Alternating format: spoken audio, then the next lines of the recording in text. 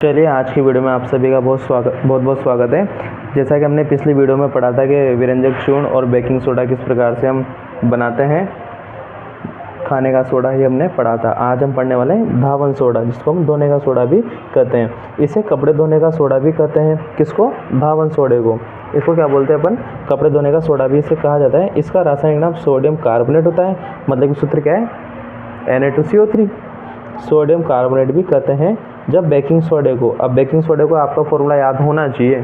पिछला आप जब तक नहीं पढ़ोगे आपको आगे की चीज़ें नहीं आएंगी क्या, तो पिछला बिल्कुल कवर करते जाइए आप।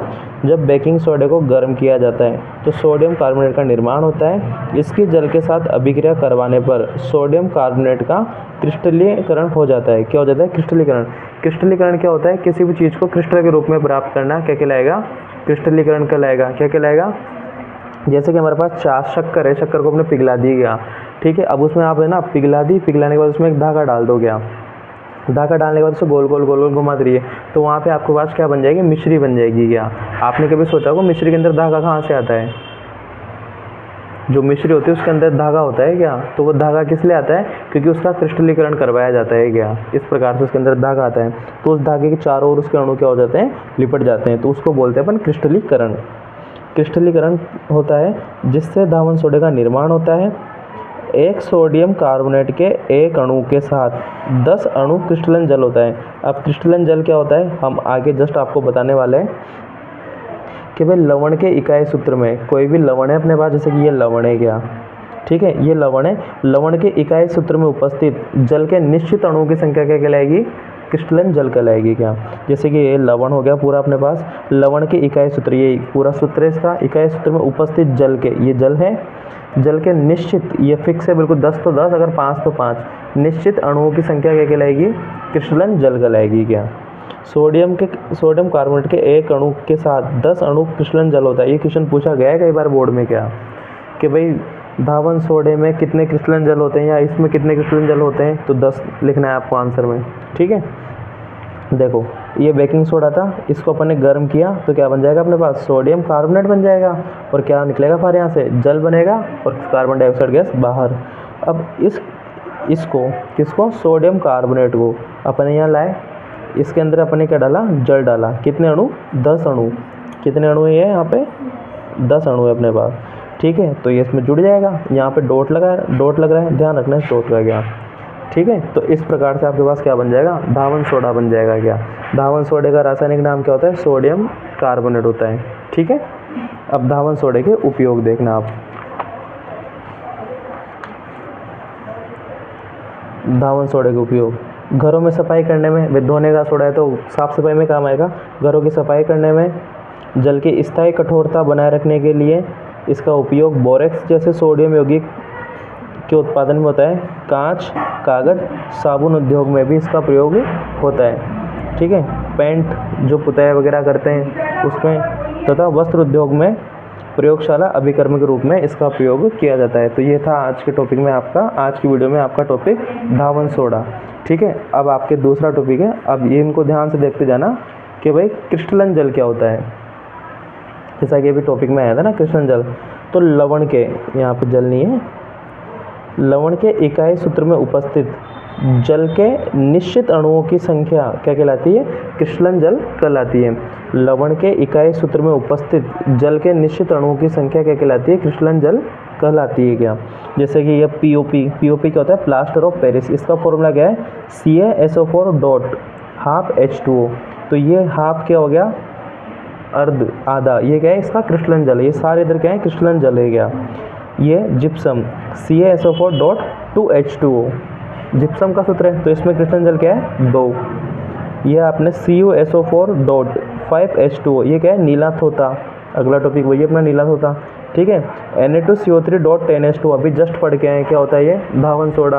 अब आ रहा है आपके फिटकरी K2SO4 dot Al2SO4 all thrice dot 24H2O, ठीक है। ये क्या होते हैं? आपके फिटकरी होते हैं। तो फिटकरी में क्रिस्टलन जल कितना होता है बेटा? 24।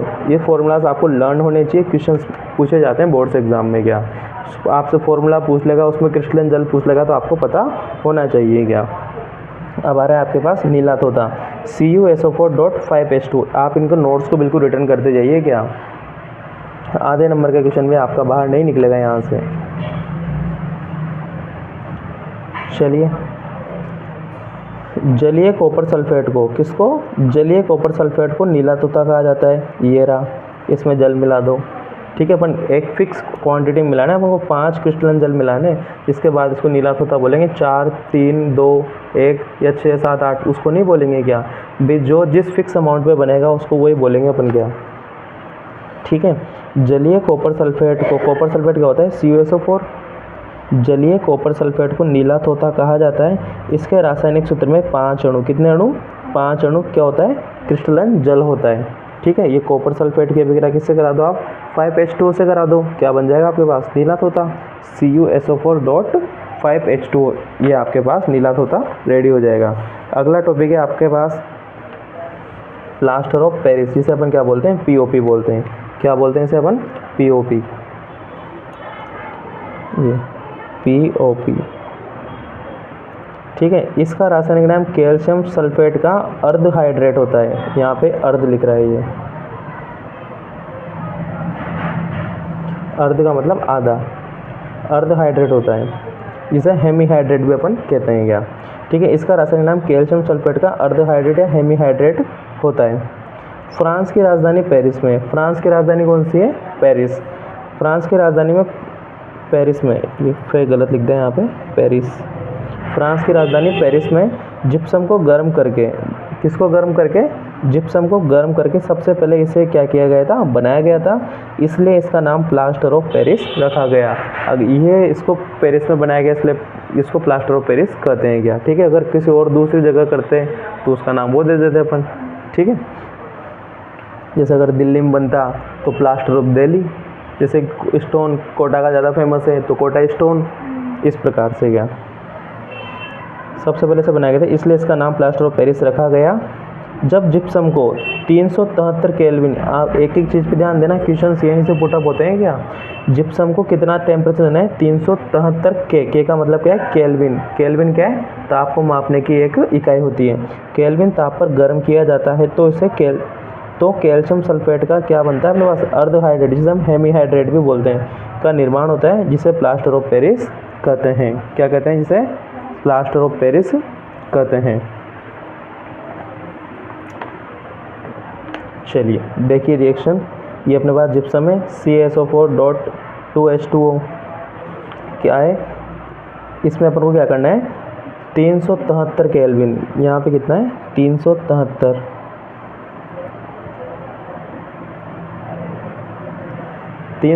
केल्विन क्या किया अपन यहाँ पे, टेम्परेचर दिया, जिसके बाद आपके पास क्या बन गया, प्लास्टर ऑफ पेरिस का निर्माण हो गया है, CaSO4.5H2O, ठीक है। क्या बन गया आपके पास, POP बन गया, प्लस यहाँ से 1/1/2 यहाँ से क्या निकल गया, जल बाहर निकल गया, मतलब ये आधा ही अणु इसमें काम में आएगा क्या, ठीक है। अब इसके उपयोग देखना क्या, इसका महत्वपूर्ण उपयोग टूटी हुई हड्डियों को जोड़ने के लिए किया जाता है, किसके रूप में, प्लास्टर के रूप में। कभी आपके हाथ पैर वगैरह टूटा हो तो उस पर जो अपन चढ़ाते हैं उसको क्या बोलते हैं, प्लास्टर बोलते हैं। क्या बोलते हैं बच्चा, प्लास्टर। सजावटी सामान, खिलौने तथा मूर्तियाँ बनाने में इसका उपयोग होता है, ठीक है। छोटे छोटे आते हैं ना खिलौने, भवन निर्माण में पुट्टी वगैरह करते हैं इससे अपन, दंत चिकित्सा में, दांत वगैरह में भी इसका प्रयोग करते हैं।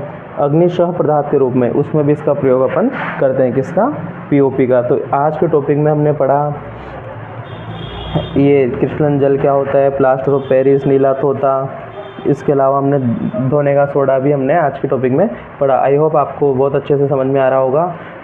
इस चैनल को लाइक करें, सब्सक्राइब करें और वीडियो को ज़्यादा से ज़्यादा मात्रा में अपने दोस्तों को और पढ़ने वाले बच्चों को शेयर करते रहें, ताकि उन सभी का अच्छे से समझ में आ सके। आपको हम गारंटी देते हैं कि आपके 100 में से 100 ही मार्क्स आएंगे अगर आपने हमारे नोट्सों को अच्छे से लिखा है, अच्छे से समझा और हमारी सारी वीडियोस अच्छे से देखी है, तो आपको कहीं भी कोई प्रॉब्लम नहीं आएगी क्या।